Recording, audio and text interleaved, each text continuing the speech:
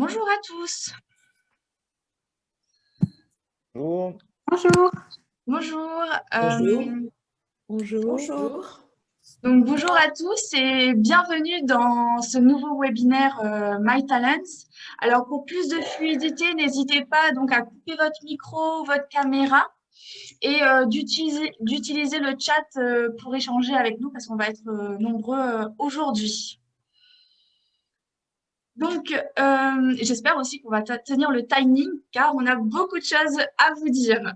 Donc, aujourd'hui, nous allons découvrir plusieurs cas d'usage pour vous aider à redynamiser votre activité en tant que professionnel de l'accompagnement. Donc, je suis ravie d'accueillir aujourd'hui Nathalie Roy, consultante en bilan de compétences, qui va nous partager son retour d'expérience sur l'efficacité d'intégrer le digital dans ses prestations d'accompagnement.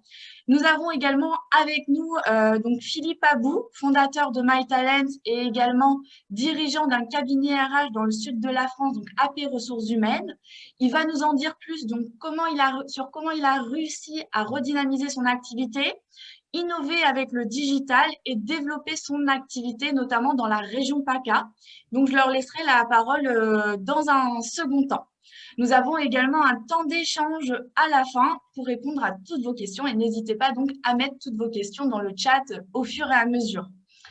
Donc, avant de commencer, pourquoi nous avons choisi ce thème? Alors, notamment en raison du contexte actuel qui nous oblige vraiment à nous réinventer et innover pour rester compétitifs. Donc, par exemple, avec l'ouverture à la concurrence ou la crise sanitaire qui interdit donc, les rendez-vous physiques. Donc, on a vraiment dû se réinventer et innover. Je vais laisser la parole à Philippe pour nous présenter un petit peu ce contexte actuel. Oui, merci Mélissa. Effectivement, bonjour à toutes et à tous. Donc, ravi de pouvoir participer à ce webinaire en compagnie de Mélissa, Nathalie et puis vous toutes et tous. Donc, effectivement, comme tu le disais, Mélissa, c'est vrai que ça fait 1 an que notre métier, et puis comme beaucoup d'autres métiers, a été impacté par cette crise sanitaire, par l'obligation, dans un premier temps, d'accompagner à distance. Donc, on a été, même pour celles et ceux qui ne souhaitaient pas, obligés de changer nos modalités d'accompagnement avec du distanciel. Et c'est vrai que ça a eu un impact fort à la fois sur les prestations. Et puis en même temps, on a eu au mois de novembre 2019, l'arrivée du compte de l'application CPF avec l'achat direct de prestations de formation, donc qui a aussi changé la donne avec l'arrivée de nouveaux acteurs. Et puis en même temps, la certification Calliope. Donc il y a tous ces éléments-là qui sont rentrés en ligne de compte et qui ont eu un fort impact, on va dire, sur notre métier. Nous, c'est vrai qu'on a géré tout de front parce qu'on a été certifié Calliope en juillet 2020 et en même temps, il a fallu avoir une approche un petit peu différente dans le domaine de l'accompagnement avec une approche un petit peu plus B2C, orientée sur les bénéficiaires, les réseaux sociaux, le référencement. Maintenant, on a la notation aussi sur l'appli CPF. Et donc, effectivement, voilà, c'est un contexte qui est complètement nouveau et qui est très loin aujourd'hui du FONGECIF, des listes d'agréments, etc.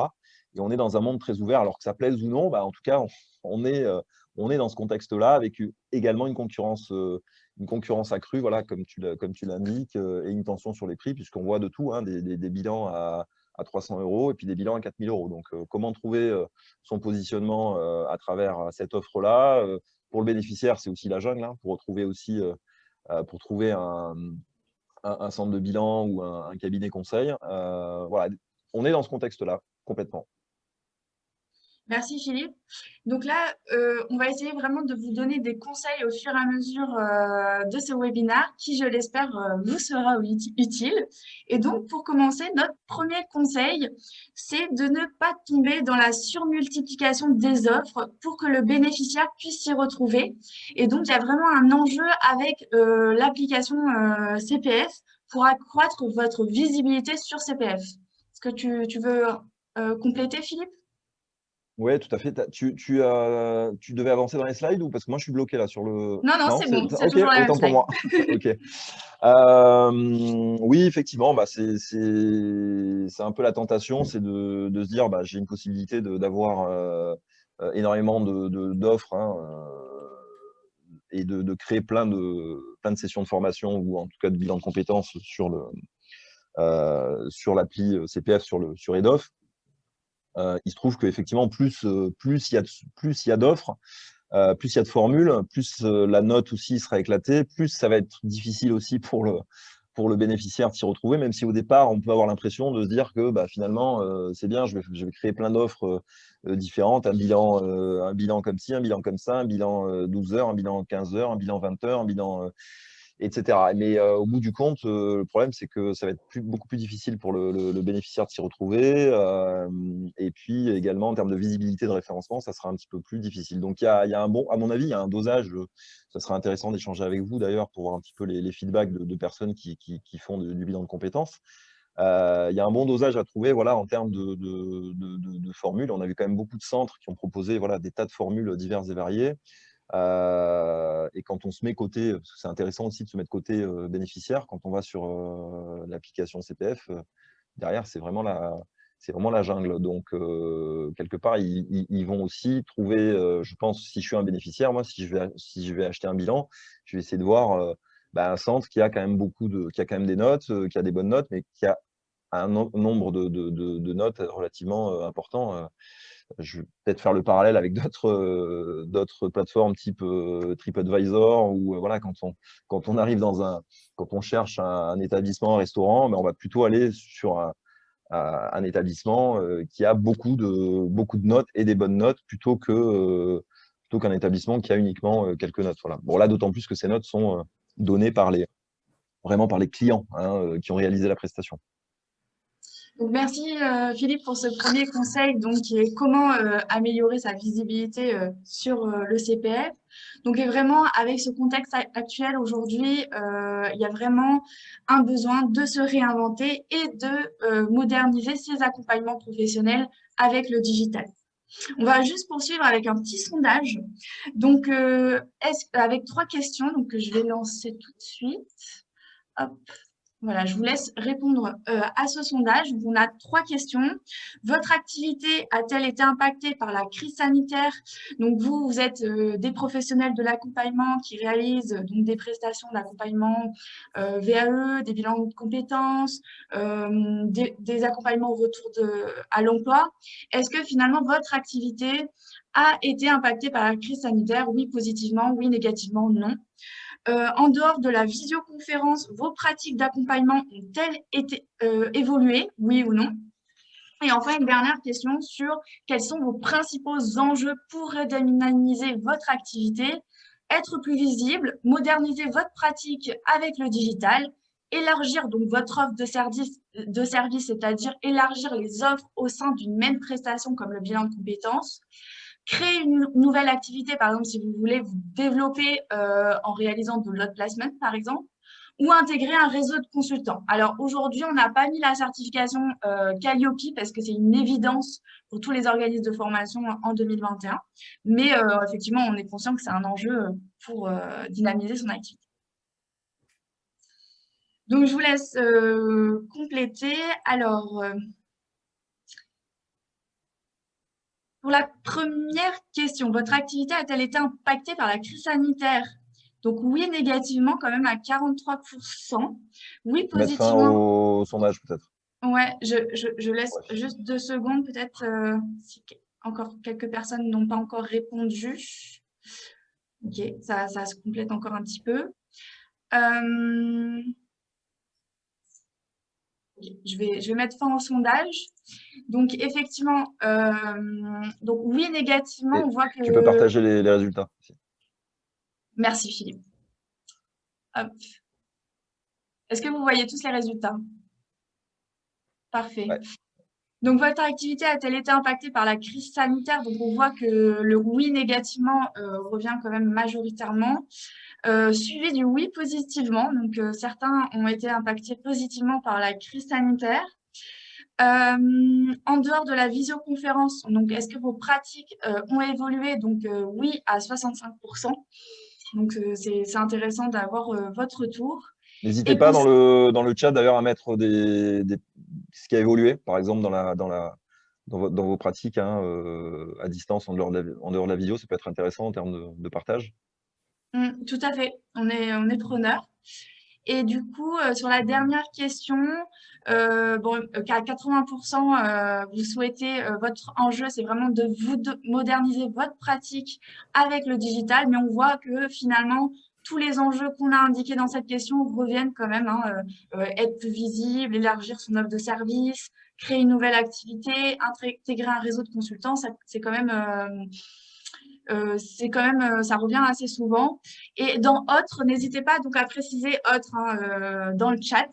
Donc, comme je précise, on n'a pas mis la certification Calliope parce que c'était une évidence. Et du coup, Philippe, je te laisse faire un petit retour sur cette dernière question et également nous donner aussi ton retour d'expérience en tant que dirigeant d'AP Ressources Humaines. Comment tu as eu l'idée de créer MyTalent et comment le digital a réussi à booster la croissance de ton cabinet dans la région PACA. Oui, bah effectivement, comme tu l'indiques, le digital, c'est un sujet, c'est un enjeu majeur pour tous les métiers. Hein. Je pense qu'il n'y a pas d'exception. On est dans une sphère, dans un monde où tout évolue, y compris dans la formation, y compris dans l'accompagnement. Donc, c'est vrai que les métiers de l'accompagnement ont quand même, je pense, 5 à 10 ans de retard sur, par exemple, la formation qui, quand même, s'était mis au digital learning, au e-learning, enfin, selon comment on appelle cela, depuis pas mal d'années. Puis notre métier, il est toujours resté un petit peu quand même sur ses habitudes, avec le côté non, moi je fais du face à face, il faut que je. Voilà. Mais l'un n'empêche pas l'autre en fait. Donc le digital, ça vient pas remplacer l'humain, ça vient simplement l'optimiser, l'améliorer, développer aussi tout ce qui peut se créer à côté de la relation de face à face entre l'accompagnant et l'accompagné. Et voilà, bah, l'idée, c'est de créer un environnement entre le consultant et le bénéficiaire pour optimiser cet accompagnement à travers des outils digitaux qui peuvent être une plateforme d'accompagnement, qui peuvent être aussi des outils d'optimisation en termes de projets, de recherche d'emploi. Voilà, il y a énormément d'outils à disposition. C'est vrai que ce n'est pas évident non plus de s'y retrouver, mais en tout cas, le fait d'utiliser, nous, en tout cas, le fait d'avoir développé et d'utiliser une plateforme, ça nous a permis, parce que Nathalie pourra en parler aussi tout à l'heure, de former de nouveaux consultants, de les intégrer, de les accompagner, de travailler sur aussi une méthodologie partagée globale, parce que ça, c'est important, y compris au niveau de Calliope, de pouvoir travailler avec des outils communs, de créer de l'intelligence collective, d'accompagner aussi différemment nos bénéficiaires, leur donner un accès sur leur mobile ou leur tablette ou leur ordinateur à du contenu, de faire des accompagnements augmentés en proposant au-delà d'un bilan ou d'un accompagnement vers l'emploi, bah, des modules de formation interne, des accès en termes de création de CV, de recherche d'emploi, de matching, etc. Et c'est vrai qu'on a encore beaucoup de choses à faire et à développer, mais en tout cas, ça a permis ça et ça nous a permis aussi, quelque part, de plus facilement intégrer aussi de nouveaux consultants qui ne venaient pas nécessairement du métier.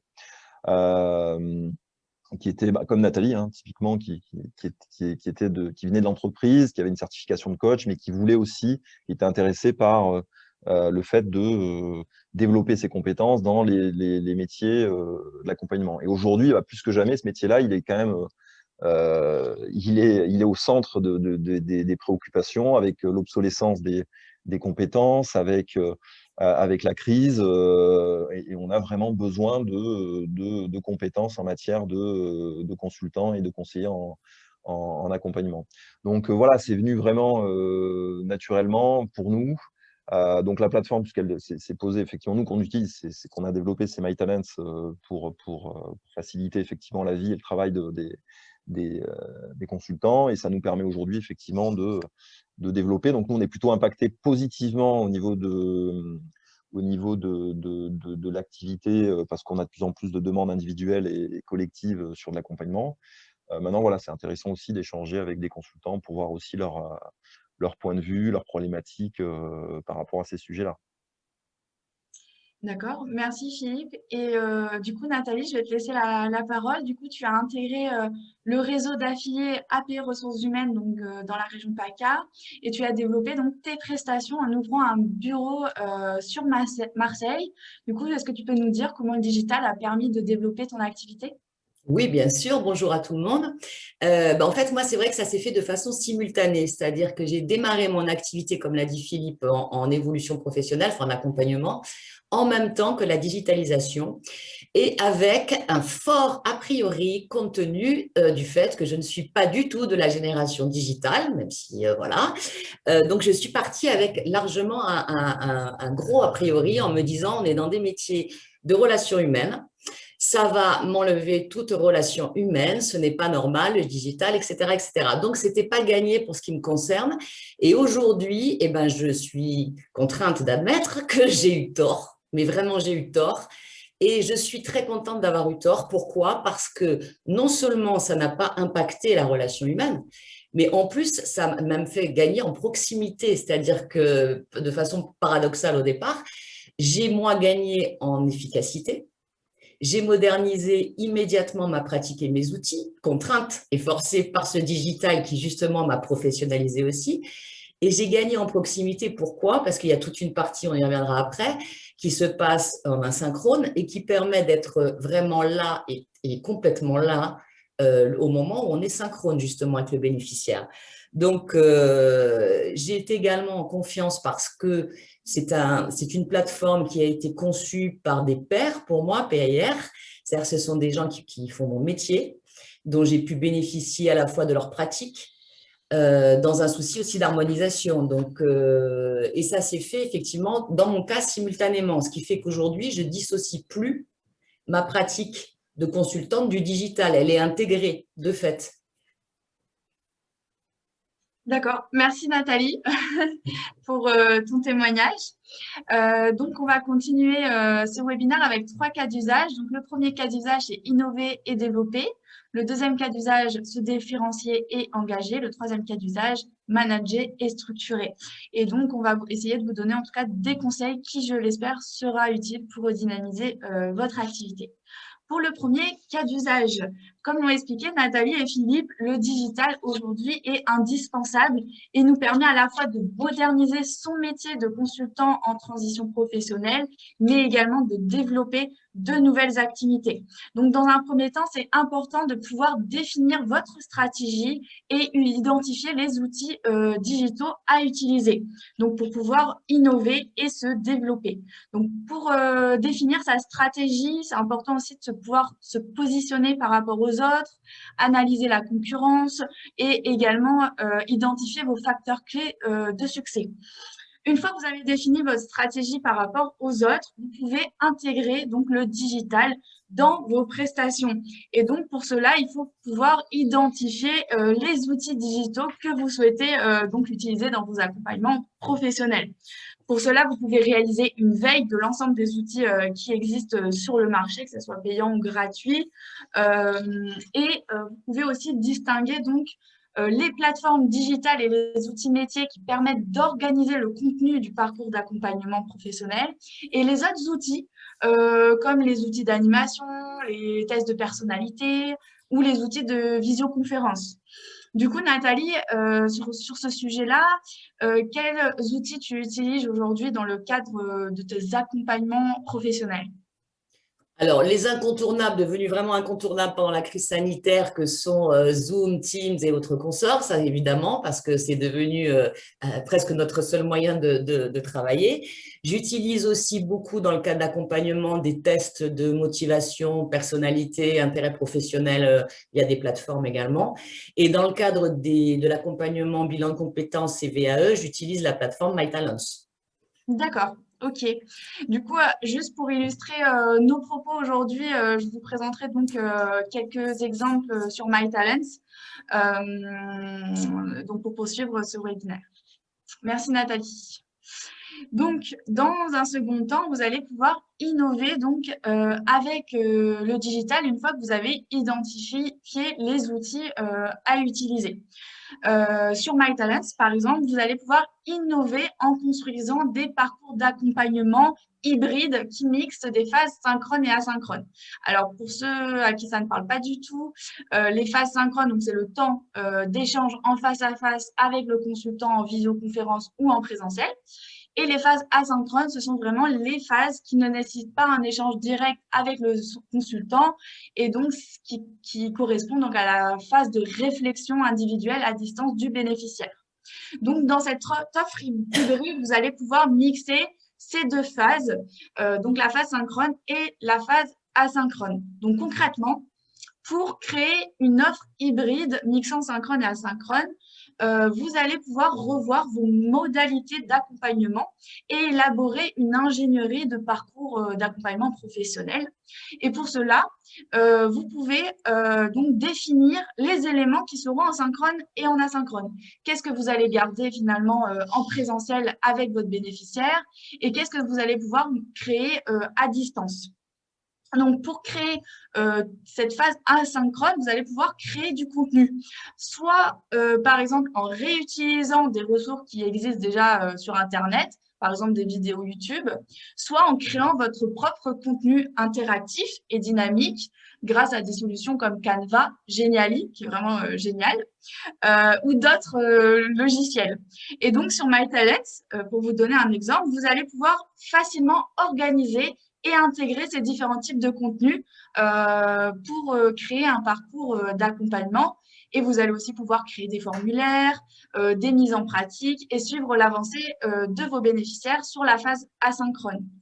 Sur MyTalents, toujours pour vous donner cet exemple, vous avez aussi la possibilité de co-construire des parcours au sein de votre équipe et donc créer un environnement propice à l'intelligence collective pour innover. Donc, clairement, c'est notre deuxième conseil, innover et se différencier avec une offre hybride qui mixe le synchrone et l'asynchrone. Du coup, je laisse Philippe nous en dire plus. Et surtout, Philippe, comment tu as fait pour faire évoluer tes parcours d'accompagnement au sein d'AP Ressources Humaines et construire cette nouvelle offre hybride en équipe? Oui, bah effectivement, c'est un vrai sujet, toute la partie ingénierie pédagogique d'accompagnement. Donc, c'est un vrai sujet puisque, pareil, on avait des consultants qui n'étaient pas nécessairement, je dirais, acculturés au digital. Donc, il a fallu aussi les accompagner. Il a fallu aussi utiliser des techniques qui étaient aussi, on s'est inspiré aussi de techniques dans le domaine de la formation, parce que tu utilises notamment le synchrone, l'asynchrone, mais finalement, quand on fait du bilan de compétences, on est quand même dans une activité de formation, enfin d'accompagnement, mais qui est financée aussi par des fonds de formation. Donc, on est quand même dans cette famille-là.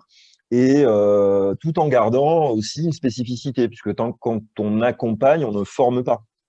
Donc, il y a un cheminement qui est quand même différent et une approche pédagogique qui va être donc différente, puisqu'on n'est pas dans l'évolution et l'évaluation des compétences, mais on est plutôt sur une évolution de parcours, sur une réflexion personnelle et professionnelle qui va être facilitée par le consultant. Il n'empêche que le rôle du consultant aussi, en créant un parcours hybride, c'est de lui donner aussi sur la partie asynchrone un rôle aussi de tuteur, où il va prendre un petit peu de distance par rapport à du rendez-vous synchrone et où il va pouvoir un petit peu plus utiliser des techniques aussi de coaching à distance, de tutorat, pour donner des pistes de réflexion aux bénéficiaires qui va avoir accès via le digital à tout un panel d'outils et de parcours, comme tu l'as expliqué, Mélissa.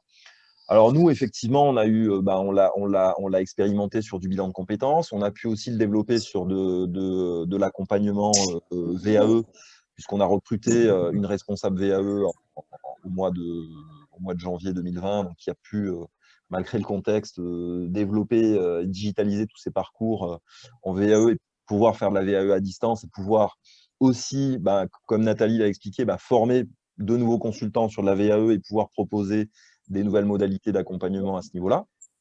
Et voilà, c'est vrai que ça a été du coup bénéfique. parce que ces nouvelles modalités nous ont permis d'accompagner plus facilement à distance, mais aussi de pouvoir faire évoluer en interne les compétences de nos collaboratrices et collaborateurs. D'accord, merci Philippe. Et du coup, Nathalie, comment toi, tu as réussi à faire évoluer tes parcours d'accompagnement grâce à MyTalents? Alors, en fait, j'ai réussi à les faire évoluer en bénéficiant tout d'abord de parcours existants et en amont même d'une formation aussi. Grâce à ces parcours existants qui sont déjà structurés, parce qu'on est quand même dans le cœur de métier du bilan, c'est à savoir qu'il faut à la fois allier quelque chose d'homogène et à la fois quelque chose de personnalisé.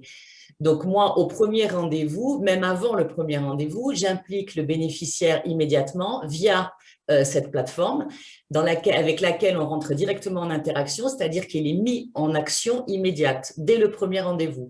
Il a un travail à préparer en amont du premier rendez-vous. Donc, on est déjà en lien à ce niveau-là.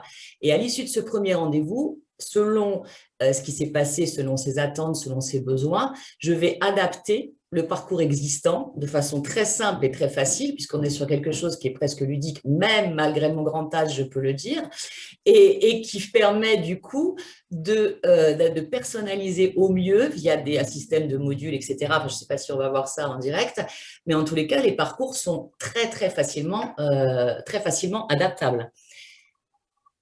Et en même temps rassurant pour un professionnel que je suis de dire que ce sont des parcours qui ont été conçus par des pairs, c'est-à-dire qu'on peut même en profiter de ces parcours-là existants, en créer d'autres, c'est-à-dire qu'on a quand même aussi une garantie de professionnalisme et d'homogénéité à travers ces parcours-là, qui sont faciles à agrémenter, à modifier et à gérer. D'accord. Du coup, merci Nathalie pour ce retour. Donc effectivement, MyTalent, c'est très facile d'utilisation et vous pouvez facilement créer et co-construire des parcours. Donc là, je vous montre actuellement l'espace consultant MyTalent. Est-ce que vous voyez tous mon écran correctement? Ouais, Ok. c'est bon. Donc, en fait, sur MyTalents, on a trois types d'espace. On a l'espace manager qui vous permet de piloter votre activité. On a l'espace consultant. Donc là, actuellement, c'est ce que vous voyez pour créer des parcours et les partager à votre équipe et également suivre l'avancée du bénéficiaire sur son parcours d'accompagnement. Et aussi, on a également un espace bénéficiaire où le bénéficiaire va compléter son travail de réflexion à distance sur MyTalents. Donc là, vous pouvez voir qu'on a trois onglets. Mes parcours, ce sont vos parcours que vous avez créés. Nos parcours, ce sont les parcours que vous partagez au sein d'une équipe pour construire des parcours. Et MyTalent, ce sont les parcours clés en main, des parcours modèles que nous, on vous propose et que vous pouvez utiliser tels quels. Donc là, par exemple, si vous êtes intéressé pour utiliser un parcours bilan de compétences, vous pouvez le dupliquer dans mes parcours. Et une fois dans vos parcours, vous allez pouvoir l'éditer et donc, comme le disait Nathalie, le modifier, l'adapter, le personnaliser en créant des formulaires que vous allez pouvoir modifier ou ajouter donc votre contenu interactif sur la solution. Donc, voilà pour cette petite présentation. Et du coup, Nathalie, vous utilisez MyTalents donc depuis 2 ans. Qu'est-ce que ça vous apporte au quotidien d'utiliser une solution digitale comme MyTalents et qu'est-ce que ça a changé dans votre pratique? Alors, ça m'apporte de garder une proximité. Vraiment, ça m'apporte aussi de gagner beaucoup de temps. Ce qui veut dire que je pense finalement, il y a ce qui relève de l'intelligence dite artificielle ou du digital et après il y a ce qui relève de la personne. Donc, ça m'a permis de me concentrer sur ma valeur ajoutée du métier d'accompagnement et du coup de gagner déjà du temps par rapport à ma pratique. Ça permet aussi, alors là je vais mettre de côté du bénéficiaire, ça permet aussi au bénéficiaire, cette plateforme, de travailler quand il le souhaite et à l'heure qu'il le souhaite. Pour les insomniaques, ça peut être 3 heures du matin. Pour les mamans ou les papas qui ont des enfants, ça peut être quand ils ont un moment devant eux. Et ça, c'est vraiment important parce qu'ils le font de façon libre. Ils peuvent préparer leur rendez-vous en amont.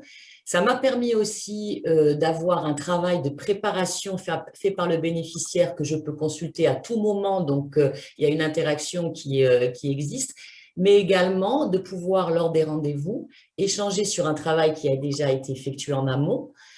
Pour certains bénéficiaires, certains m'ont dit, on n'aurait peut-être pas réussi à dire ça en rendez-vous, en face à face, en tous les cas au début. Et c'est bien qu'on ait pu l'écrire parce que c'était en l'occurrence un sujet de fond qu'on a pu aborder tranquillement en rendez-vous. Pour moi, c'est au-delà de la pratique, ça a été aussi un outil de professionnalisation de mon métier, forcément.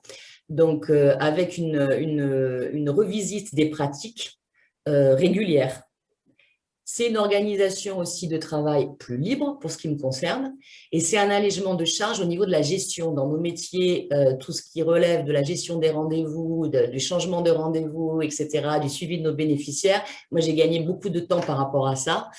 Et sans être trop longue, un sujet aussi qui, pour ce qui me concerne, était quand même un sujet qui était chronophage, c'est la synthèse de bilan, la fameuse synthèse, qui est largement facilitée dans sa rédaction aujourd'hui via la plateforme.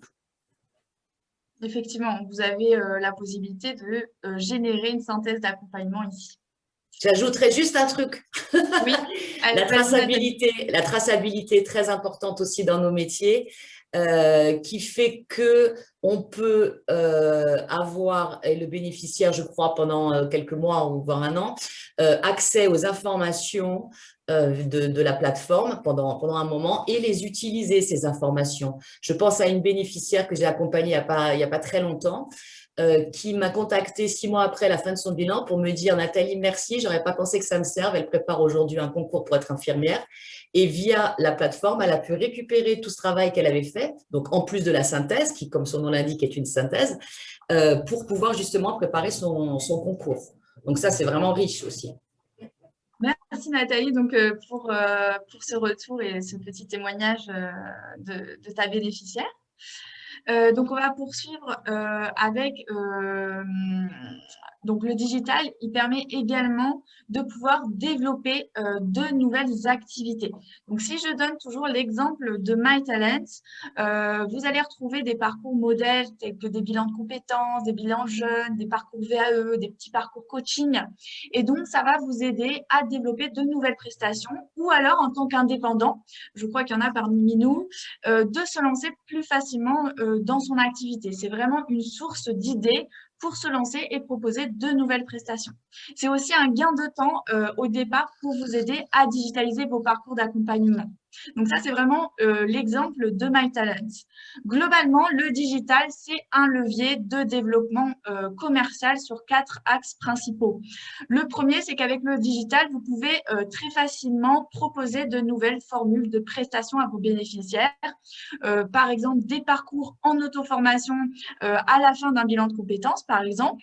Sur MyTalents, vous allez retrouver des petits parcours CV. Vous allez pouvoir, si votre bénéficiaire en a le besoin après un bilan de compétences, lui proposer un parcours en auto-formation, création de son CV. C'est une solution. Vous allez pouvoir aussi proposer des prestations complémentaires ou également modifier le type de formule. Par exemple, vous avez un bilan de compétences 24 heures. Ça va être très facile avec le digital de proposer un bilan de compétences de 20 heures ou de 12 heures en modifiant le nombre de rendez-vous et la phase asynchrone. Également, avec le digital, vous allez pouvoir créer une nouvelle activité très simplement. Par exemple, si vous êtes un centre de bilan de compétences et que vous souhaitez donc développer une activité d'out placement ou un accompagnement à la recherche d'emploi, bah, du coup, ça va être assez facile avec MyTalents puisque vous allez bénéficier donc de petits parcours modèles sur la création de CV, recherche de l'emploi,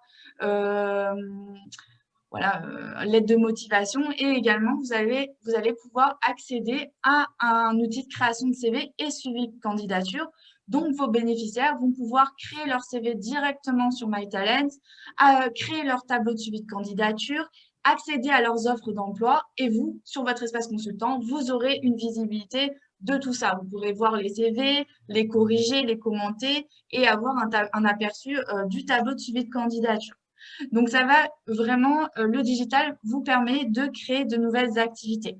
Également, donc vous pouvez aussi proposer une nouvelle expérience digitalisée à vos prospects pour vous différencier, puisque le digital, c'est un facteur différenciant. Ça aussi, ça donne une image innovante du cabinet. Et enfin, vous allez aussi vous appuyer sur des outils digitaux pour répondre à des appels d'offres et donc se positionner sur de nouveaux marchés qui demandent donc des prestations en distanciel, par exemple. Du coup, Philippe, est-ce que tu peux nous expliquer quelles sont les perspectives de développement d'AP ressources humaines avec MyTalents notamment?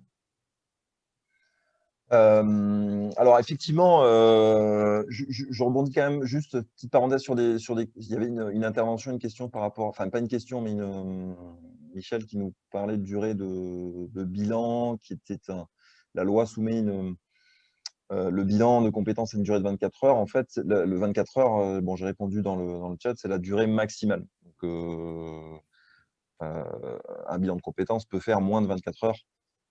D'ailleurs, c'est pour ça qu'on voit des bilans un peu de toutes sortes et de toute durée qui peuvent être qualifiés de bilan de compétences, pour autant qu'ils ne font pas 24 heures. Voilà, donc c'est une référence qui est toujours existante, qui est sur la durée max. Et puis également, je voulais répondre à Marie-Émilie qui nous demandait comment on gère les bénéficiaires moins à l'aise avec les outils. Je crois qu'on va en parler tout à l'heure, peut-être Mélissa. Oui, on va en parler tout à Ok, l'heure. donc je rebondis pas là-dessus.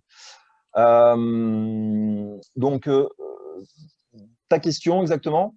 Les perspectives de développement AP ressources humaines avec MyTalents. Perspective future. Oui. Bah, les perspectives, elles sont super importantes, hein, parce que je pense qu'on a énormément de choses à écrire en fait. Il y a un terrain de jeu qui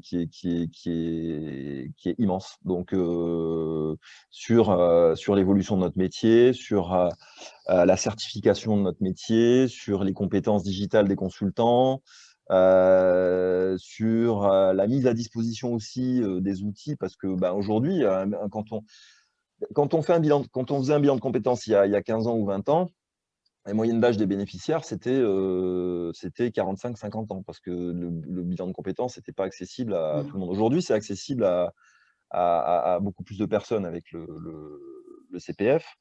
Et du coup, on se rend compte aussi d'un rajeunissement, alors, sans avoir d'a priori, puisque nous, les demandes qu'on a, les consultants avec qui on travaille aussi, et j'en suis ravi, il y a beaucoup de quinquas et plus. Donc ça veut dire qu'il y a une volonté aussi de faire évoluer les choses, quel que soit l'âge des consultants. Pour nos bénéficiaires aussi, puisque je parle de l'âge des bénéficiaires, on a aussi de plus en plus de jeunes aussi qu'on accompagne, mais il faut se mettre aussi à leur niveau, les engager, leur donner un accès à des ressources sur leur téléphone, éviter les allers-retours avec les mails, créer ce que j'appellerais un hub vraiment de connexion entre le consultant et son bénéficiaire. Et puis voilà, s'adapter aussi à tout ça, tout en gardant dans son ADN, ben, voilà, ce qui fait aussi notre force, c'est l'accompagnement, le live, hein, j'ai envie de dire, et là où on va exprimer toutes les interactions entre le consultant et son bénéficiaire. Donc voilà, je pense qu'il y a des perspectives qui sont super riches à tout point de vue, que ce soit au niveau des bénéficiaires qu'on accompagne, parce que bah, aujourd'hui, voilà, les enjeux, c'est la reconversion des personnes dont les compétences deviennent obsolètes, la crise sanitaire qui oblige aussi des personnes à subir une reconversion compte tenu des PSE et des licenciements économiques, et puis l'émergence de nouveaux métiers. Donc voilà, on est au cœur de tout ça, et il nous faut des outils pour pouvoir faire face à ces différents cas de figure. D'accord. Merci Philippe. Du coup, tu as fait une très bonne transition pour notre cas d'usage Pas fait exprès. numéro 2, donc qui est se différencier et engager. Donc après avoir défini votre stratégie, construit vos parcours, vous allez c'est important de pouvoir se différencier et aussi engager le bénéficiaire dans une démarche plus digitalisée. Donc, en effet, vous allez pouvoir valoriser dès le rendez-vous d'information un accompagnement dit augmenté et donc adapter votre discours commercial. En effet, par exemple, utiliser une solution ou des outils digitaux, comme le disait Philippe, va vous permettre de répondre aux attentes de vos bénéficiaires et cela fera la différence en rendez-vous d'information parce que vous allez leur proposer des accompagnements donc augmentés. Ils vont pouvoir, vous allez pouvoir personnaliser et individualiser les parcours d'accompagnement beaucoup plus facilement, leur donner un accès facile sur smartphone, ordinateur, tablette et rendre donc votre bénéficiaire acteur de leur accompagnement et autonome. Et vous allez leur permettre de leur donner plus de liberté, plus de temps pour réaliser des activités et avancer dans la réflexion de leur projet professionnel. Donc, c'est donc le conseil numéro 3, vous permettre de proposer, donc vous pouvez proposer des accompagnements et des bilans de compétences dits augmentés que vous allez pouvoir valoriser donc dès le rendez-vous d'information. Donc, je vais laisser la parole à Philippe sur ce conseil notamment et comment le travail de réflexion va pouvoir être valorisé dans votre prestation dès le rendez-vous d'information. Alors oui, alors déjà effectivement, Mélissa, alors tout à l'heure, il y avait une question sur les bénéficiaires, parce que c'est vrai qu'on parle beaucoup du métier, des consultants, etc. Mais il y a quand même, parmi les actrices et acteurs principaux, les bénéficiaires qu'on accompagne. Et parmi ces sujets qui sont super importants, alors peut-être que j'anticipe un petit peu, mais bon, voilà, tu me donnes l'occasion d'en parler. Il y a la notion d'engagement de bénéficiaires et d'accessibilité. Hein, et bon, c'est indiqué ici, un accès facile. Et ça veut dire un accès facile, ça veut dire qu'il faut que ça soit facile d'accès de navigation. Donc, nous, c'est vrai que quand on a conçu notre solution, il fallait que les codes soient respectés d'un point de vue accessibilité et que les personnes puissent y aller comme si elles se rendaient sur, je sais pas, leur appli bancaire avec un menu très simple sur la gauche avec mes parcours, mon consultant, mes rendez-vous, etc. Donc, c'est très simple d'accès. Il y a des tutos aussi et du coup, c'est accessible pour une majorité de bénéficiaires, même si on va toujours évidemment tomber sur des personnes qui ne sont pas du tout… Alors, mais ces personnes-là, ce sera les mêmes qui ne seront pas capables non plus d'aller sur une appli bancaire, ou etc. Voilà, donc ça, on ne peut pas non plus tout embarquer, auquel cas, il va falloir aussi proposer des solutions alternatives, mais ça, on parle d'un pourcentage très réduit de personnes qu'il ne faut pas non plus écarter et sur lesquelles on pourra revenir à des solutions un petit peu plus traditionnelles. Ça peut même aller jusqu'à du papier, des crayons. Et puis voilà, donc… Et du coup, vous allez vraiment pouvoir aussi, dès le rendez-vous d'information, si je reviens sur la valorisation de la prestation en rendez-vous d'information, voilà, le temps de travail en asynchrone va pouvoir être valorisé auprès des bénéficiaires. Donc, vous allez pouvoir valoriser à la fois les entretiens en face à face avec les bénéficiaires, mais également le temps de travail en asynchrone. Donc, maintenant, on peut parler d'une prestation plutôt globale. Si par exemple, vous réalisez un bilan de compétences de 24 heures, mais avec 12 heures d'entretien en face à face et 12 heures de temps de réflexion à distance sur une solution digitale, vous allez pouvoir valoriser cette prestation et parler de prestations globales de 24 heures. C'est ce qui va vous allez devoir vraiment définir ce discours commercial et l'adapter pour aussi comme dirait une de mes collègues, choper vos bénéficiaires. Donc, du coup, vraiment, voilà, signer avec vos bénéficiaires. Choper avec choper S, je précise quand même, S-H-O-P-E-R. Hein. C'est ça, hein, ouais. C'est ça. Non, mais voilà. Tout à fait. Ok. Oui, alors effectivement, je rebondis aussi sur le côté traçabilité, puisque bon, ça fait partie aussi de Calliope, c'est le fait de pouvoir prouver que les heures aussi en asynchrone, et non pas par rapport à la connexion, mais vraiment par rapport à l'ingénierie de parcours et au fait que vous avez bien des heures qui ont été effectuées en asynchrone par le bénéficiaire avec un suivi consultant. Donc tout ça, c'est intégré. Et c'est vrai que c'est important parce que quand on a un contrôle a priori ou un audit s'il faut retrouver tous les mails ou c'est fastidieux. Donc, c'est vrai que là, on a tout sur un même outil. On peut télécharger aussi en dur, en PDF, tout l'accompagnement, que ce soit côté bénéficiaire ou côté consultant, avec tous les outils, toutes les ressources. Et ça reste effectivement en mémoire, de manière très simple pour prouver un petit peu tout ce qui a été fait à la fois en synchrone et en asynchrone.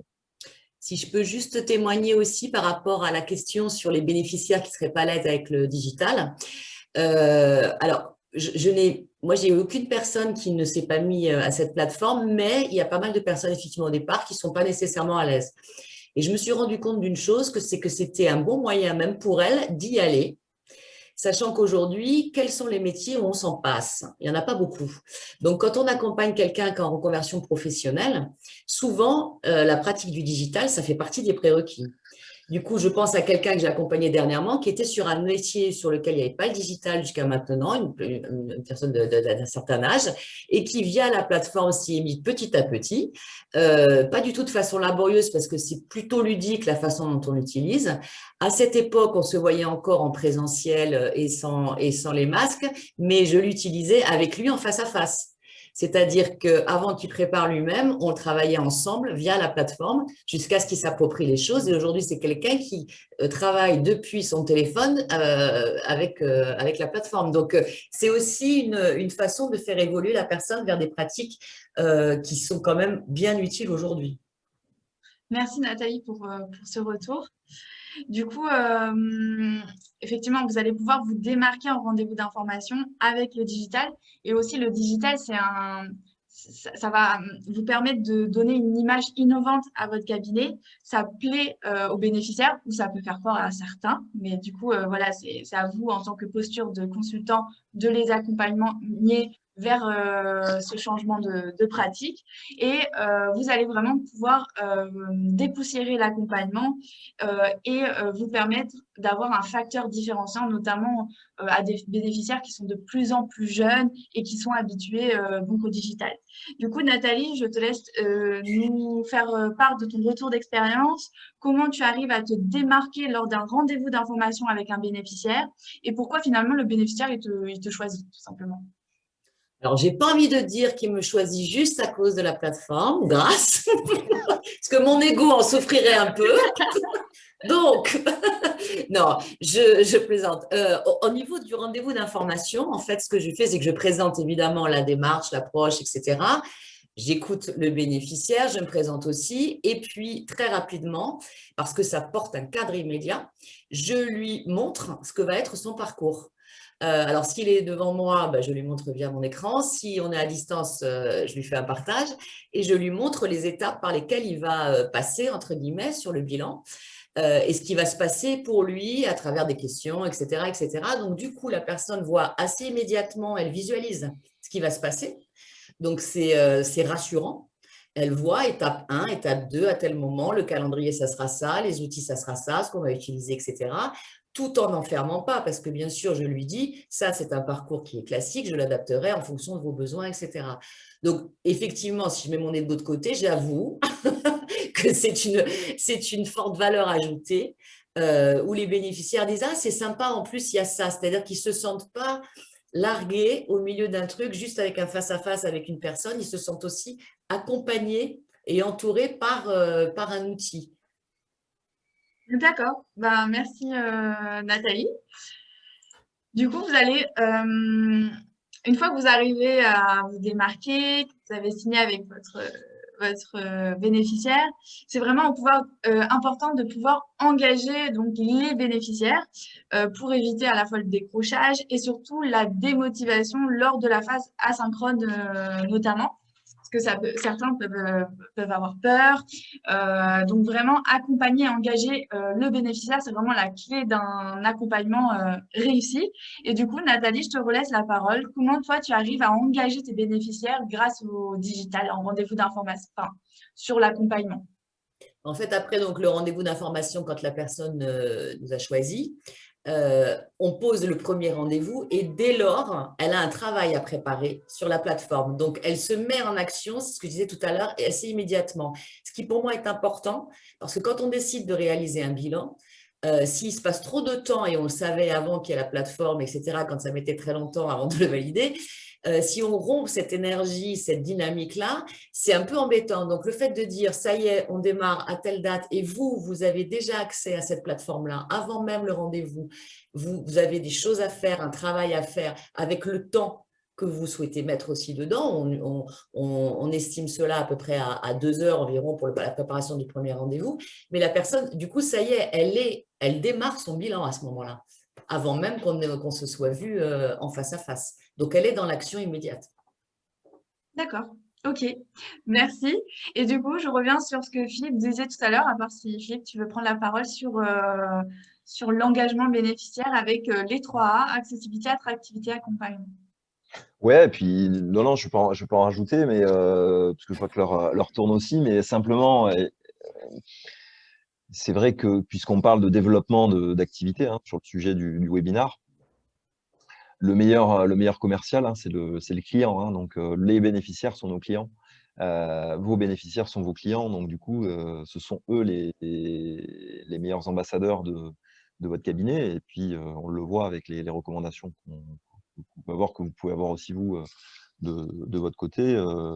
Le client va être le mieux placé pour parler de la prestation, puisqu'il a lui-même ou elle-même bénéficier de cette prestation-là. Et si donc, du coup, l'expérience bénéficiaire a été satisfaisante, la personne aura d'autant plus de facilité et d'empathie, on va dire, pour en parler à des amis ou des proches et recommander effectivement le cabinet pour réaliser un accompagnement. Donc, je pense que ça, c'est aussi important dans le cadre du développement d'activités, c'est-à-dire d'avoir des personnes qui sont vraiment Ambassadeur. qui vivent une expérience accessible, attractive, avec un vrai accompagnement, avec un vrai consultant.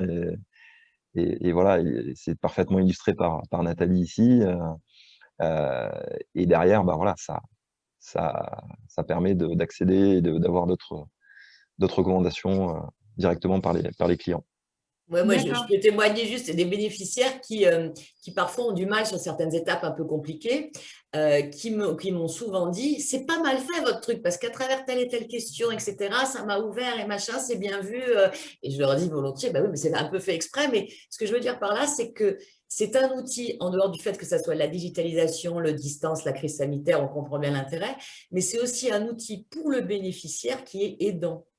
C'est-à-dire qu'il y a des personnes qui ne sont pas nécessairement à l'aise à l'écrit ou pas à l'oral aussi, des personnes timides qui ont du mal, etc. Dans le cadre d'un bilan, on rentre quand même dans une forme d'intimité. Pour certains, c'est vraiment aidant d'avoir des questions, de pouvoir y répondre seul, et que cette introspection-là, qui peut être un peu douloureuse ou un peu compliquée, elle soit facilitée par une plateforme qui, du coup, dédramatise. Ok. Merci pour ces informations très enrichissantes. On va finir sur le dernier cas d'usage parce qu'effectivement, il nous reste plus beaucoup de temps. On a répondu un peu aux questions au fur et à mesure. N'hésitez pas à les poser dans le chat pour qu'on puisse y répondre. Donc, pour dynamiser votre activité, il est aussi important de pouvoir structurer et mieux piloter son activité. Donc, finalement, le digital est indispensable pour mieux se structurer et également faciliter la mise en place de Calliope, notamment sur 2 critères où le digital est facilitateur, la traçabilité et la personnalisation des parcours aux besoins des bénéficiaires.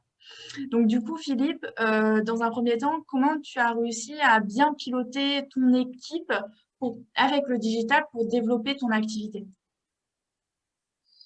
Alors, effectivement, on parle souvent de consultants et puis et bénéficiaires, mais il y a aussi l'approche cabinet.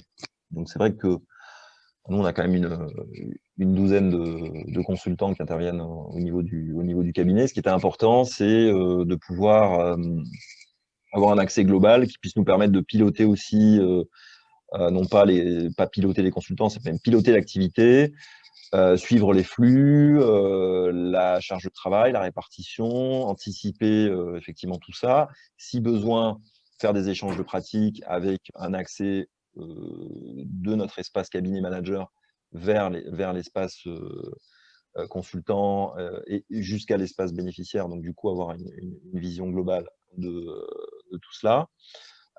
Et ça, c'est effectivement important. Donc là, effectivement, je crois que tu es en train de montrer là, ce côté manager qui permet d'avoir vraiment une vision sur la charge de travail, mais aussi les accompagnements en cours et de pouvoir échanger. Ça, vis-à-vis de Calliope aussi, c'est intéressant de se dire voilà, comment vous êtes capable de garantir, de piloter et de suivre que la prestation que vous proposez, qui est supposée être proposée à vos bénéficiaires, est vraiment utilisée par vos consultants. Là, il y a un accès à toutes et tous, à tous les consultants, au même process, aux outils, même si on peut personnaliser après en interne. Évidemment, il y a cette flexibilité-là.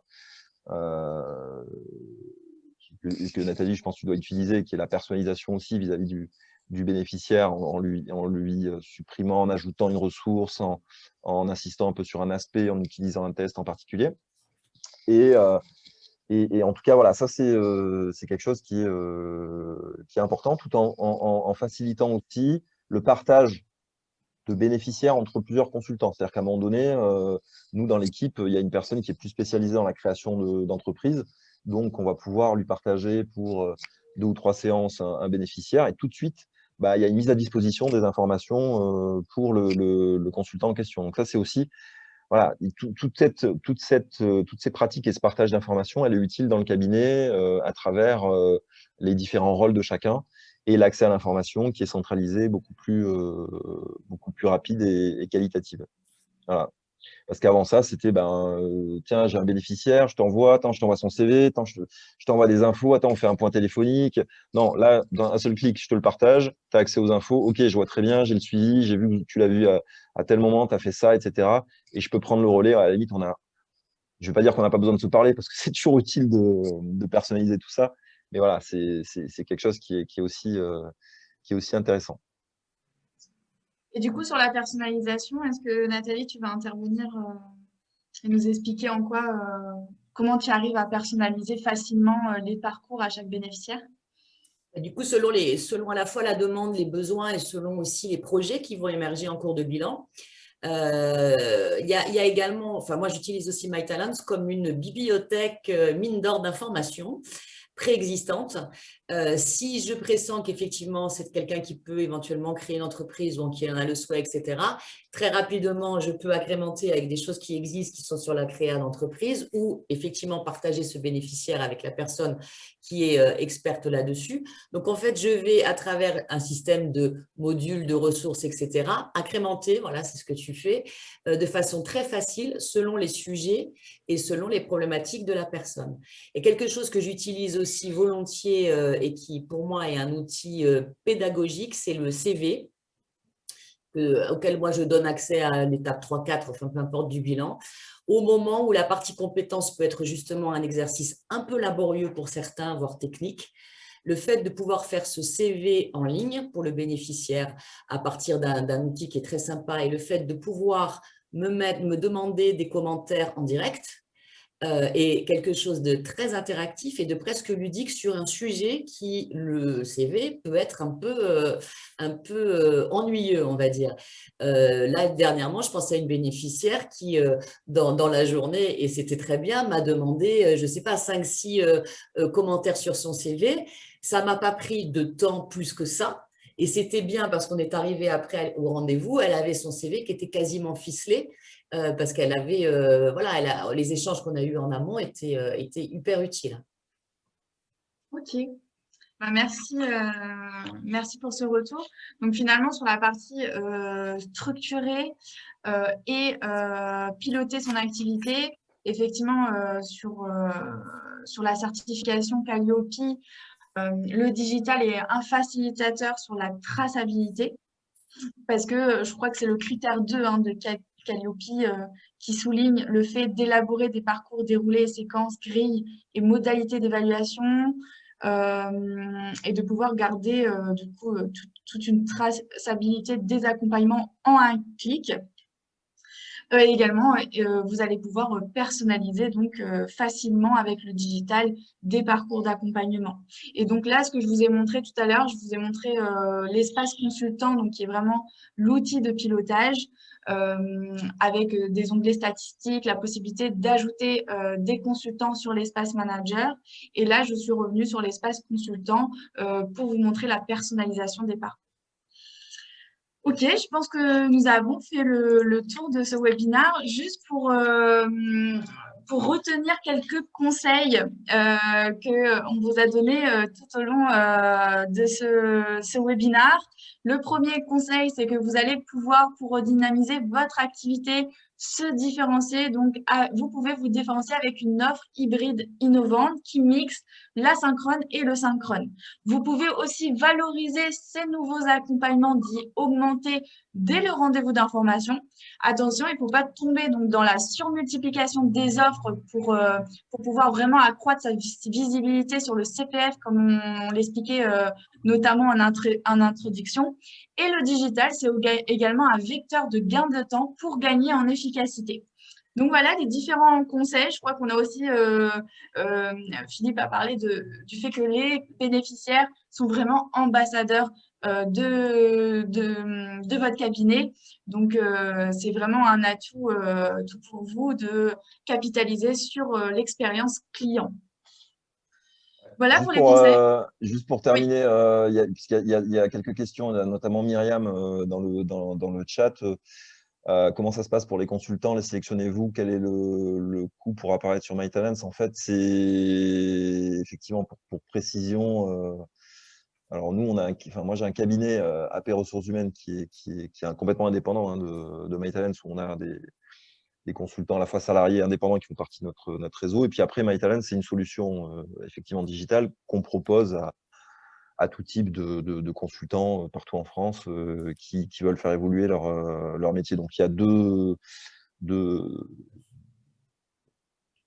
activités différentes, mais c'est vrai que, étant donné qu'on a parlé des deux, ça pouvait prêter à confusion. Bon, voilà, c'est quand même pour la précision. Et puis effectivement, on équipe aussi bien des consultants indépendants, hein, puisqu'il y avait une question aussi, Marisa, là-dessus, que des cabinets de 15 personnes. On travaille par exemple avec un cabinet à Bordeaux qui a une quinzaine de consultants. Voilà, donc en général, c'est entre 1 et 20 personnes au niveau des cabinets avec lesquels on avance. Oui, du coup, on équipe vraiment des cabinets à taille humaine et on travaille énormément avec beaucoup d'indépendants.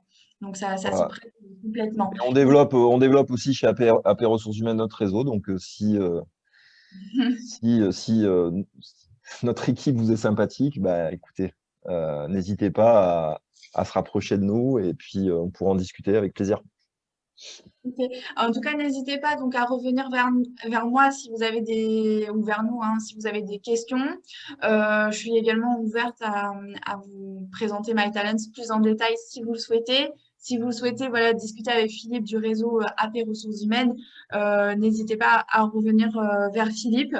Donc, je vous remercie vraiment sincèrement pour votre participation aujourd'hui. J'espère que les conseils qu'on vous a donnés vous seront utiles. Et donc, à très vite pour de prochains webinaires. Merci beaucoup. Bonne journée. Au revoir. Merci. Bon appétit à tous. Philippe Au revoir. et de Nathalie. Et à bientôt. Au revoir. Au revoir. Merci. Au revoir.